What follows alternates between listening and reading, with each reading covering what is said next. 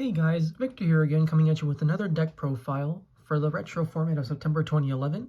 And today we will be going over the TG Agent deck, which is a deck that combined aspects of both TGs and agents into a really cool hybrid that gave the deck a lot of versatility that pure versions just did not offer. So, with that out of the way, let's jump straight into the deck profile. So, starting off with the monsters, we're going to have triple Master Hyperion. It's the boss monster of the deck. It's probably one of the strongest cards you have available to you. And then all you have to do to special summon it is banish one agent monster from your hand, field, or grave. And then the on-field effect is you can banish one fairy to destroy one card on the field. It's just really good all around and incredibly easy to summon. Then we have 3 Agent of Mystery Earth. It's your main searcher. It helps you get to your Venuses, and it's a tuner for potential synchro plays. And then, as mentioned previously, we have the Agent of Creation Venus. Probably one of the more important cards of the deck, as it helps turbo out your Mystic Shine Balls, which allows you to make Xyz, Synchro, pretty much any type of play that you would want, and give you lots of fodder for your Hyperions or Kristyas or any other boss monsters that you may want to summon. And then we also have the 3 Shine Balls, which is what you summon off of Venus. Good fodder, make Gachi, Synchro, whatever, you name it. And then you have the 1 Agent of Miracles, Jupiter. This one is optional. You don't have to play it if you don't want to. It's just a nice card to have as another name for Hyperion. And then sometimes the 1800 attack plus its effect to gain 800 attack is really useful in beating over monsters like Thunder King. And that's it for the agents. But when it comes to the TG engine, we only play 2 TG Strikers.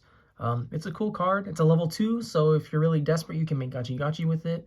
And then it's also a tuner, so it helps facilitate a lot of synchro plays that you would normally not have with like the normal pure agent build. And then we have 3 TG Warwolf. This card's really cool. It adds a lot of versatility to the deck, as it can be used as like a wall to help float and to search for another striker.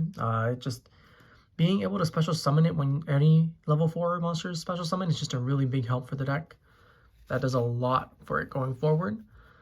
And with that, we have the TG and the agent portion finished. Now for the second half of the monster lineup, we're going to start off with 3 Tour Guide of the Underworld and 1 Sangan. Pretty much gives you access to any rank 3 plays. It's a dark fodder, so you can banish it for your chaos monsters. It gets the Sangan out, which if you can get rid of the Sangan, will start you in Earth or just anything else that you might need. You pretty much had to play these at the time. There's no ifs, ands, or buts about it. And then we just play the 1 Genex ally Birdman. It's a nice extender to have. You can do some cool combos with it, like you can bounce your Shine Balls, and then you can special summon back out the Shine Ball that you return with Birdman. And then it gives you easy access into pretty much any synchro monster, especially Trishula, which is really important in these types of games. And then we also have 2 Maxx, pretty much the standard at the time. 2 Maxx is good. You don't really want to play 3 because while it is very good, there are some maps where Maxx is pretty much dead and useless. And the same goes for Effect Veiler, just 2 Effect Veilers. You don't need more than 2. If you want like a substitution for this, you could play Herald of Orange Light, but I personally don't like it since I feel that it wastes too many resources just to negate one effect when you can just discard Veiler and stop it instead. And then we also play the 1 Honest. It's a light deck. There's no reason not to play Honest. We play 1 Gorz. Since this deck is pretty much no traps, Gorz is pretty much always going to be live. It's just a really good card to have, and you can swing the momentum in your favor instantly when it's dropped. We also only have 1 Archlord Kristya, a really good card. If you can special summon this, the game is pretty much over at that point. It prevents both players from special summoning, but that doesn't really matter in the scheme of things. It's just a really good and powerful card. And then for the Chaos portion, we play 1 Chaos Sorcerer. You don't really have to play this. I just think it's a really cool card that you can use to take advantage of all the darks and lights that you play. But the one that you do need to play is 1 Blackluster Soldier Envoy at the beginning. If this card comes down, you pretty much already won the duel. It's also a second boss monster to Hyperion. So if Hyperion can't get the job done, BLS will. And with that, we can now move on to the Spell and Trap portion of the deck. So the Spell and Trap lineup is actually pretty small because of the fact that we play so many monsters, but just because it's small doesn't mean they're not important. So we're going to start off with 1 Heavy Storm, staple. You want to destroy and have as good a chance of winning against pure TG and just any other stun deck. Then we have the one MST to back it up. You typically side the other two, but if you want to play more, you can. Then you play one Book of Moon, one Monster Reborn, one Dark Hole, and then these two cards normally aren't played, but I think they have a lot of utility in this type of deck. So we're going to start off with Mind Control. Mind Control combined with like the TGs and the Agent Monster Tuners. It's just a really good card that helps you break boards, and it helps you get access to other levels that you normally wouldn't have. And then we have one Pot of Avarice. This deck specifically goes through a lot of monsters with the TGs constantly floating in the Shine Balls.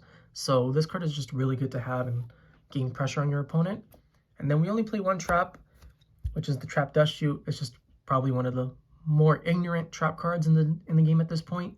You flip this, you get free knowledge of your opponent's entire hand, and then that knowledge is normally more than enough to help you win the game. So, now that we've finished the spells and traps, we can finally move on to the extra deck. So the cool thing about this extra deck is that everything is able to be made pretty easily, thanks to all the different levels and type combinations you have in this deck.